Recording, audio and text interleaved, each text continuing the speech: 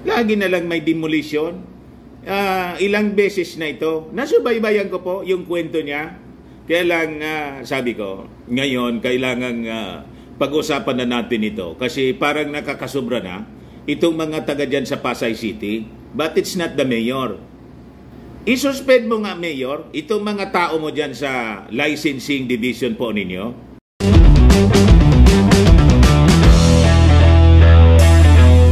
Maiba tayo naman mga kababayan ng kwento. Kasi hindi ko kasi mapigil na hindi mangialam po dito sa kalagayan po ni Diwata. Siguro naman po, kilalang kilala na ninyo si Diwata. O yan po si Diwata mga kababayan. Siya yung sumikat na may-ari ng parisan po. Nagbabiral kasi siya mga kababayan sa social media, pati na sa mainstream. In fact, ngayon po, ang sitwasyon ni Diwata ay pinag-uusapan na po. Pati sa mga broadsheets. Philippine Daily Inquirer po ito. Ayan Diwata Pares claps back at haters. Assures patrons they will remain open despite closure order. Laging napag-iinitan kasi yung tao. Nasubaybayan natin yung kwento niya, mga kababayan, kasi na-feature na siya sa Jessica Soho, sa GMA, at nagsalisali siya, mga kababayan, kasi sa mga competition dahil po sa sobrang hirap ng kanyang buhay.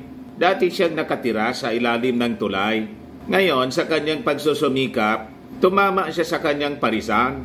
Dumami ng dumami, mga kababayan, yung kanyang mga kliyente. Kasi siyempre sumikat po sa social media, sumikat sa mainstream media, na curious yung mga tao.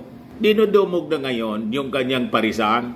Ayon na pag-iinitan po ng local government unit. Kasi siyempre siguro yung ibang mga nagtitinda, nainggit, sinumbong sa LGU. Ganon mga kababayan, na tinaakusa na hindi sumusunod sa sanitation. Marumi yung kanyang pagkain kasi open lang siya mga kababayan. So ito yung nakakalungkot mga kababayan na sitwasyon dito sa Pilipinas at ugali ng ilang mga Pilipino na hindi pa tayo po magbago. Bagong Pilipinas na po tayo. Sabi ng ating Pangulong Bongbong Marcos, sa bagong Pilipinas, kailangan po bagong Filipino, bagong mindset, bagong pag-uugali. Iwagsi na natin yung inggit sa kapwa at isulong natin yung pagtutulungan, yung pagpaasenso sa ating buhay. Imbis tulungan po ninyo yung tao. Although, yung local government po, sabi dito sa kwento, tinutulungan na siya ng mayor. Pero hindi natin maintindihan, despite the assurance from the mayor, si Mayor Calixto Rubiano, dyan sa Pasay City po siya, ay pumunta pa rin kay Diwata po para sa business and licensing po, permits and licensing ng Pasay City. Gusto siyang ipasara. Anong nangyayari sa inyo? Hindi ba ninyo ma-appreciate yung pagtsatsaga ng tao? Yan, Mr. Maravillas, kasi sa mga Pilipino, bawal yung umasinso. Yan nga po ang reaksyon, mga kababayan, ng mga netizens. But before ko mga kababayan ibigay sa inyo yung full story ng kwentong ito, para may iba naman, hindi na yung politics, kundi kabuhayan po at inggit, kailangan pag-usapan natin para sa bagong Pilipinas, bagong Filipino. Click subscribe muna dito sa ating YouTube channel and hit the notification bell para lagi po kayong updated sa mga kaganapan dito sa ating bansa. Like and share na rin po ninyo ng ating video. At huwag na rin po ninyo na skip yung ating mga commercial ads para tuloy-tuloy ang pag-unlad ng bagong Pilipinas.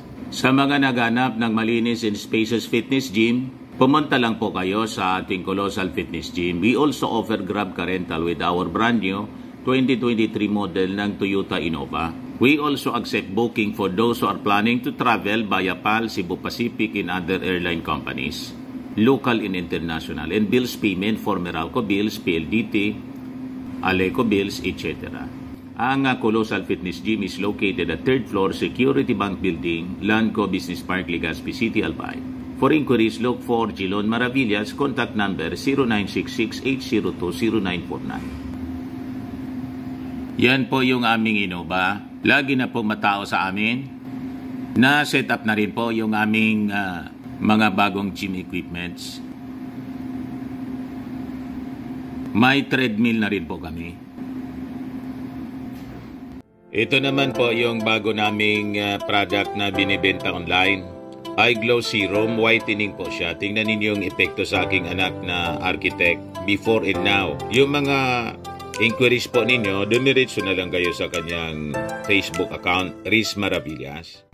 Ito naman po, Firmax Firming and Lifting Cream. Pinapahid po sa mga pulses and affected area. Mainam po siya sa mga pains at paninigas na mga kasok-kasoan. Ito po, Automax Radiant Serum. Sa mukha naman yung application. Anti-aging po siya. You will look 10 years younger than your age.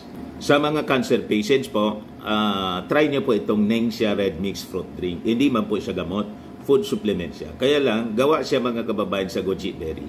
Yung goji berry may anti-cancer properties. O yung mga inquiries ninyo, dumiretso na lang kayo sa aming messenger sa Facebook para masagot namin agad. Ayos pa? Ayos na ayos sa dyan, Mr. Maravillas.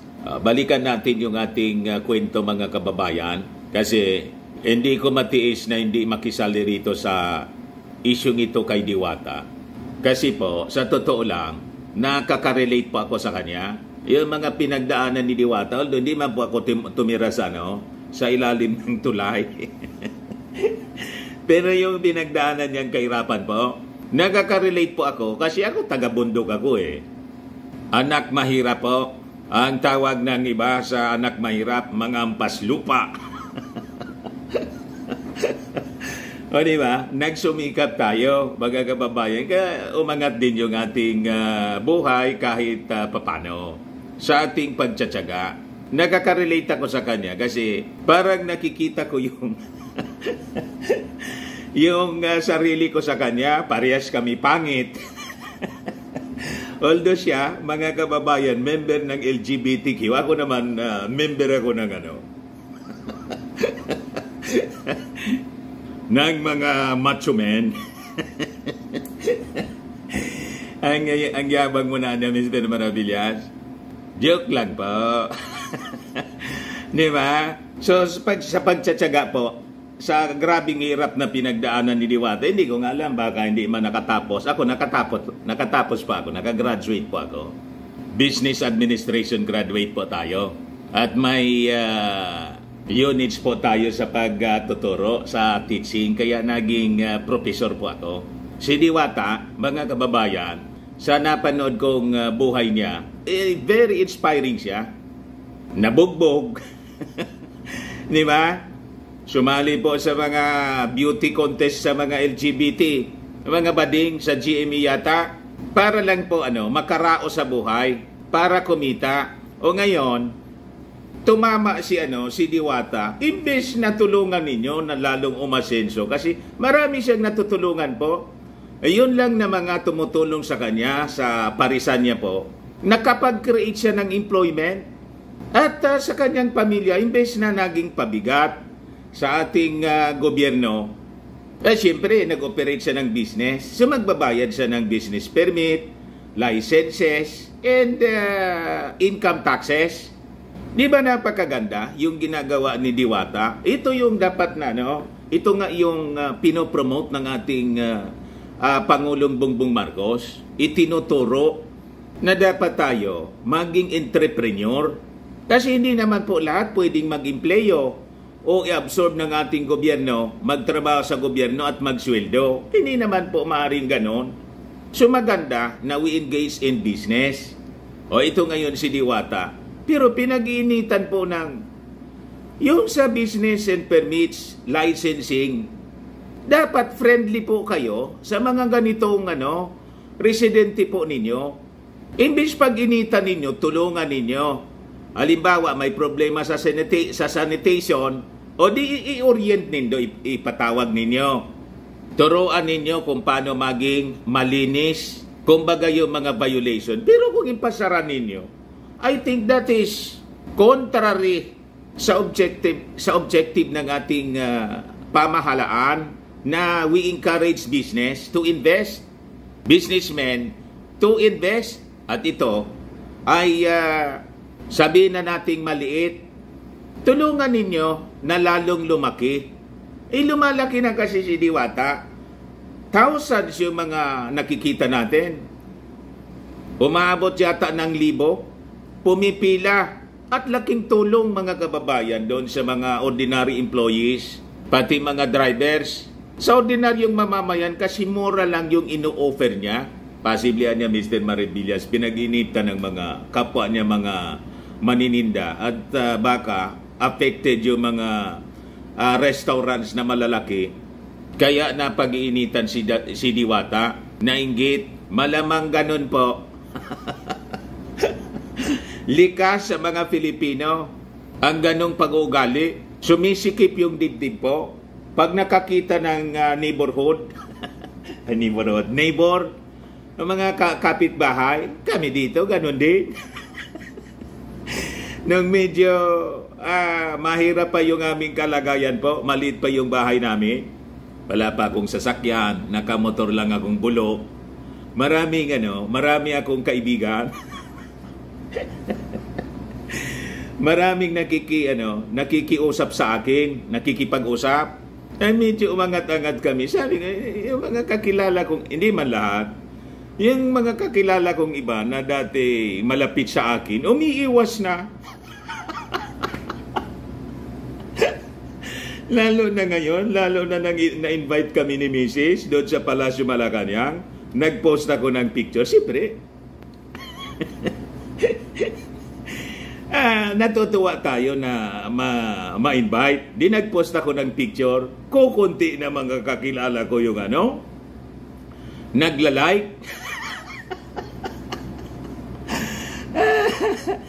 Ang karamihan po na nagla-like at na-appreciate tayo, nagko-congratulate sa akin, hindi ko man mga kilala, yung mga viewers lang natin dito, mga Marcos loyalists. Yung karamihan sa mga kakilala ko dito, mga kababayan, hindi mag-like, hindi mag-react. Sabi ko, ano nang... Siguro, naninikip yung dibdib sa inggit. Hindi man po kami nagpapainggit. Natutuwa lang kami. Yan kasi ang masyado kayong... Bawal sa Bible lang envy. Yan sa Proverbs, sabi ni King Solomon, Proverbs 14:30, a tranquil heart gives life to the flesh, but envy makes the bones rot. Nakakabulok po ng nakakabulok ng buto. Bone. Ang sobrang pag-inggit, alisin ninyo ang inggit sa katawan para umasenso po kayo. Ganun ang sikreto po. Pag marunong ka nang mag-appreciate ng pag-asenso ng ibang tao, dadaloy na yung blessing sa inyo. Matututo kayo ng tama. So dapat dito kay Diwata po, imbes na mainggit kayo dyan sa Pasay City, yung ilang dyan sa licensing, magpa-coach kayo kay Diwata. Si Diwata po, narinig ko, ang gaganda ng mga sinasabi niya sa mga interview sa kanya, mga kababayan, ng mga vloggers. Sinishare niya yung kanyang experience. Paano niya na kamit yung ganitong tagumpay, mga kababayan. Dinudumog siya.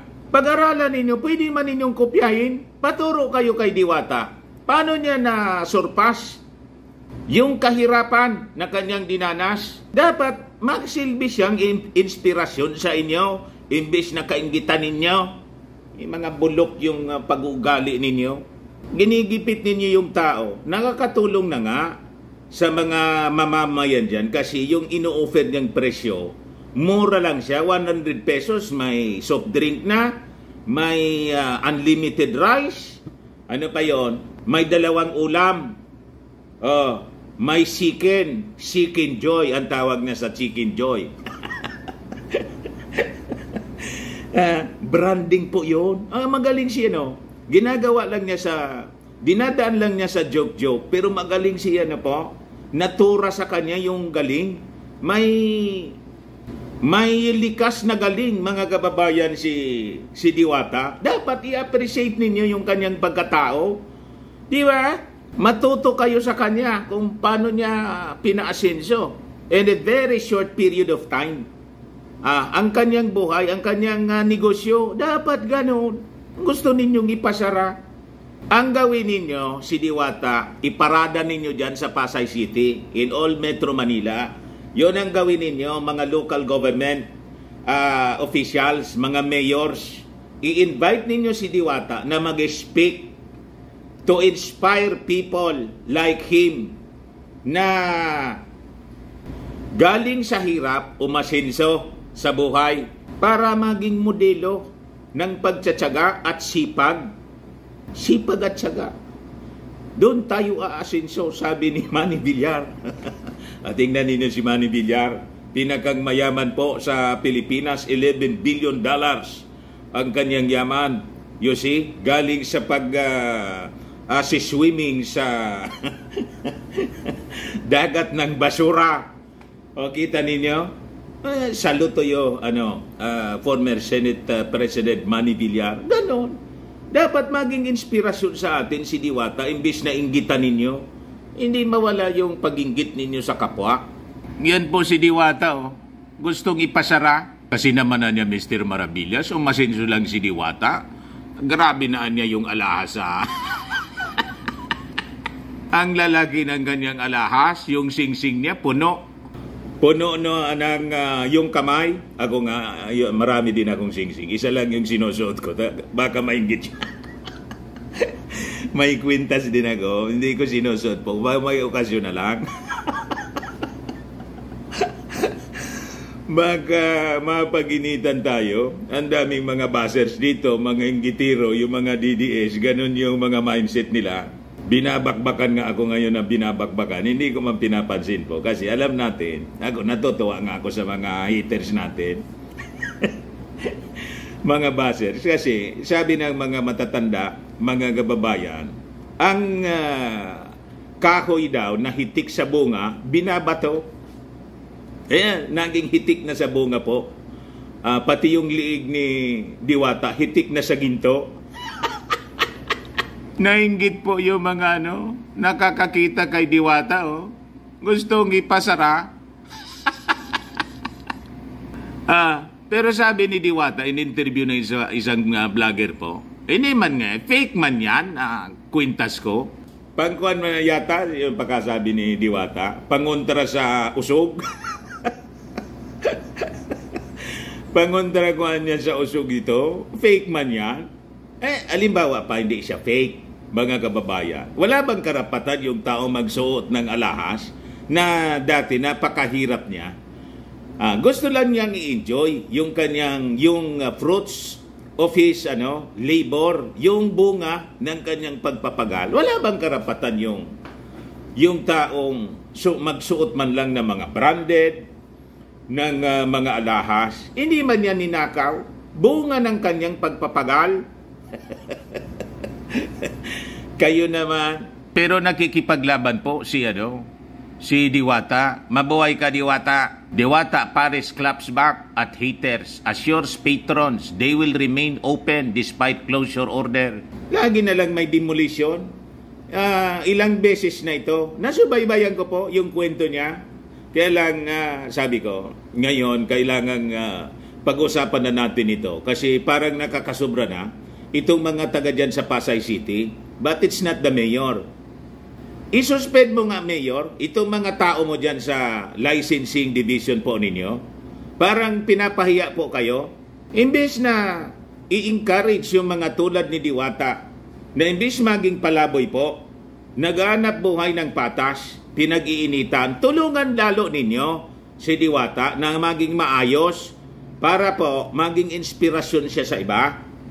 tularan siya na hindi palaasa, umaasa na lang sa ayuda. Kung hindi siya, kaya sabi ni Diwata sa interview, anong gusto ninyong mangyari sa akin? Bumalik ako sa hirap? Bumalik ako sa pagtira doon sa sa ilalim ng tulay?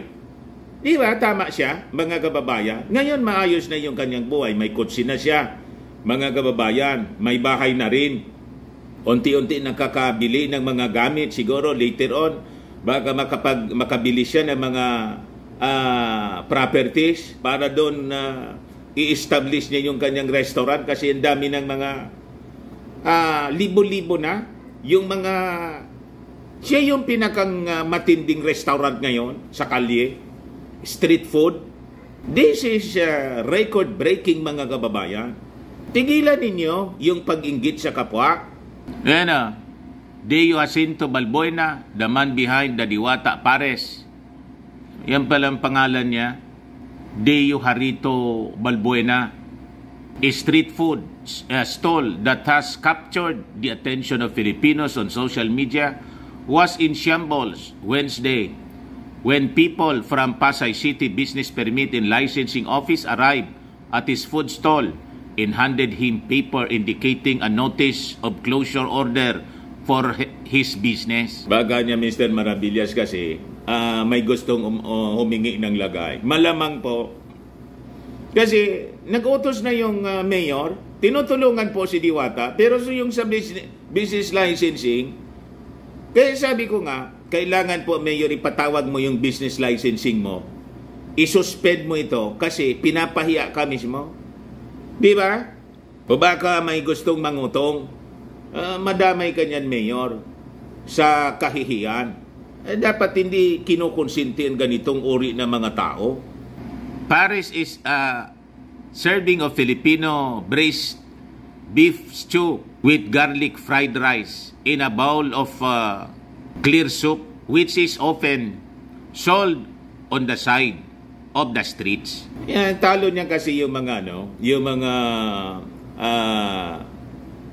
kapwa niya parisan at yung mga restaurant siguro na nag-offer ng the same menu. Tigilan ninyo yung pag-inggit sa kapwa. This unexpected visit visibly stressed the business owner as it entailed looking for a proper location for his stall where he and other street vendors like him would not have to be forced to relocate. Sabi po ni Diwata, marami mang pagsubok na dumating sa buhay mo, tuloy lang dahil pagsubok lang yan, laban lang sa hamon ng buhay. Nagpapasalamat po ako sa lahat ng sumusuporta sa akin, lalo na po kay Mayor Amy Calixto Rubiano and Sir Luigi Rubiano. Maraming salamat po. Nakita ko nga po, nagpatayo na nga po siya ng malaking structure, yung kusina niya mismo, at bumili na rin siya ng mga equipment sa kusina, yung lutuan po, yung parang sa Jollibee at McDo na prituhan ng chicken na ang tawag niya Chicken Joy. Di ba yun, si Diwata? Pinag-iinitan ninyo. Diwata Pares is feeling positive with his new hope, knowing that Mayor of Pasay City herself is helping him. So ngayon po, walang closure na mangyayari. Tuloy pa rin po ang Diwata Pares. Thank you so much. Tuloy pa rin ang laban. He also responded to buzzers asserting firmly that his product is clean, stating, alam mo, hindi madumi ang pagkain ko. Nakikita ng tao yan. Alam mo, ang madumi, mga ugali nyo, yun ang marumi. Linisin nyo yun. Linisin nyo yan. Tama po. Sakto. Kahit tingin ko hindi nakagraduate ito siya, Baka high school lang itong si Diwata, mga kababayan. Or baka nga hindi. Kasi hindi mo man mabiblame siya sa hirap ng buhay. Pero may common sense siya at malalim siyang mag-isip, mga kababayan. May likas na talino siya. Tingnan ninyo, magsagot-sagot siya. Tama yung sinabi niya. hindi marumi yung kanyang pagkain. Kasi kung may marumi, hindi may sana, may nanga-ospital na, may nagreklamo na sana sa kanyang mga customers, may sumakit na sana yung tiyan, may nagka-hepatitis na sana. Di ba? The fact na wala man po na nanakit ng tiyan, malinis po. Ang talagang marumi, yung pag-uugali ninyong mga inggitiro kayo, matuto kayong mag-appreciate sa tao na nagpapagal at umaasinso para umasinso din yung buhay ninyo. Baguhin ninyo yung ugali ninyo. Bagong Pilipino ang dapat na gawin natin. Gawain ang bagong Filipino. Bagong pag-uugali. Kasi bagong Pilipinas na tayo, yun ang sinasabi ng ating Pangulong Bongbong. Ang pagbabago po ay nagsisimula sa sarili. Gusto mong mabago ang buhay mo, baguhin mo yung mindset mo. Hindi yung mindset ng inggitiro. Tama? Yung sabi ni Diwata po, gusto ko ang makaahon sa kahirapan, gumawa ako ng tama, lumalaban ako ng patas. Pagkatapos, gaganunin ninyo, anong klaseng mga tao kayo? Sabi nga natin kanina, ang dapat gawin ninyo, lahat ng mga taga dyan na LGUs sa Metro Manila, gawin ninyong modelo, ang ginagawa ni Diwata, dapat gawin ninyo sa mga business forum po,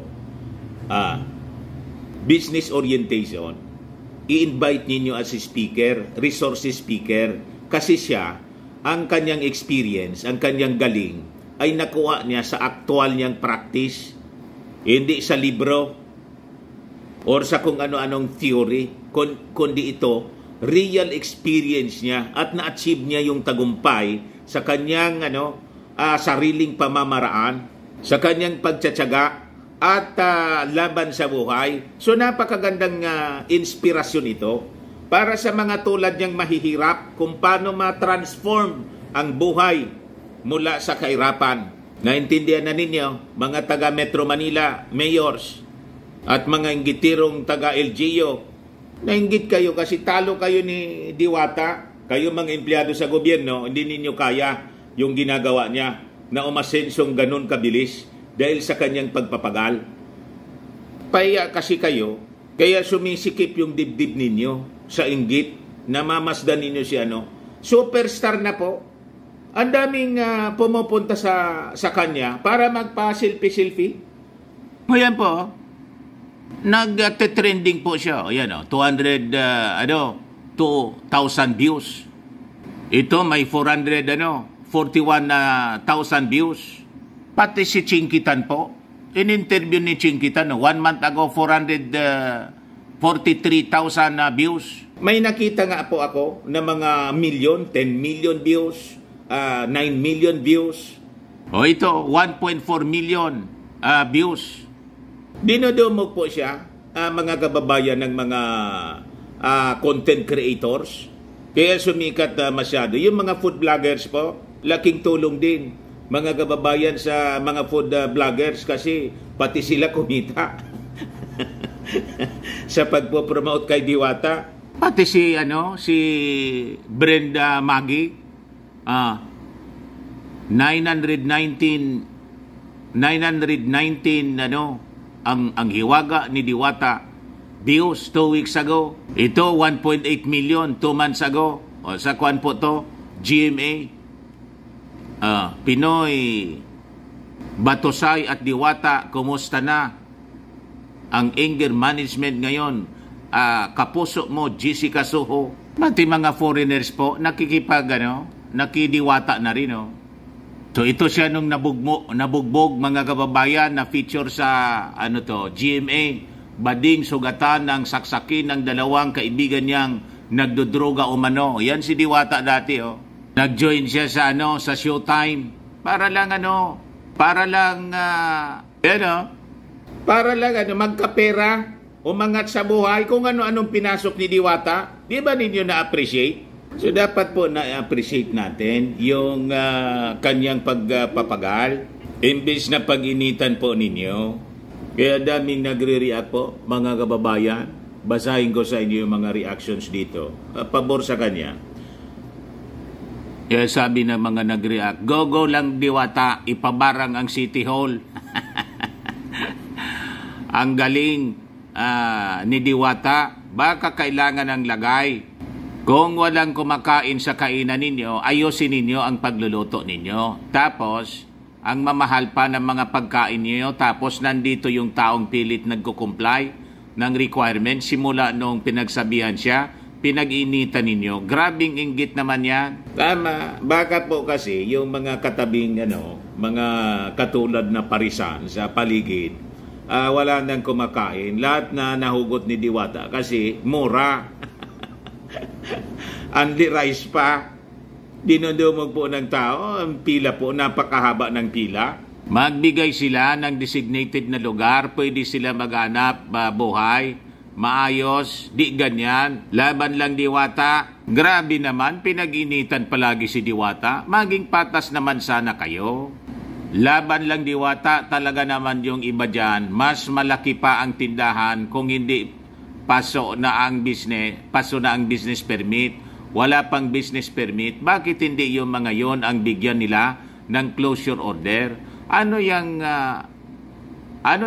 man pinipili lang yung kung sino yung gustong ipasara? Ganito talaga sa Pilipinas, kung sino yung pumaparehas at sumisikat, siya yung inaaboso. Bawal nga dito ang umasinso. Old mindset po. Grabe kasi kumakain, tingnan ninyo ang pila. Ganyan mga kababayan, dinudumog po ng tao. Grabe po, dinudumog siya. Ganyan karami mga kababayan. Ganyan kahaba ang pila po.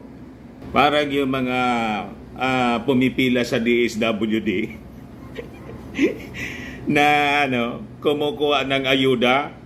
Ganyan karami po. Ang haba ng pila niya. Parang may concert po palagi. Gumagamit na ng microphone siya. Si Diwata para magbigay ng instruction sa mga kumakain. Kaya na-feature po, pati kay Julius Babaw, programa nila. Kaya, laging viral na pag-initan naman po ng mga inggitiro. Tumigil kayo sa pag-inggit ninyo sa buhay. Gusto ninyong umasenso. Gayahin ninyo yung ginagawa ni Diwata, matyaga, masakripisyo, madiskarte, ganon. Ayan man lang po muna yung ating video ngayon. Ako po si Dante Maravillas. Bye-bye po. God bless.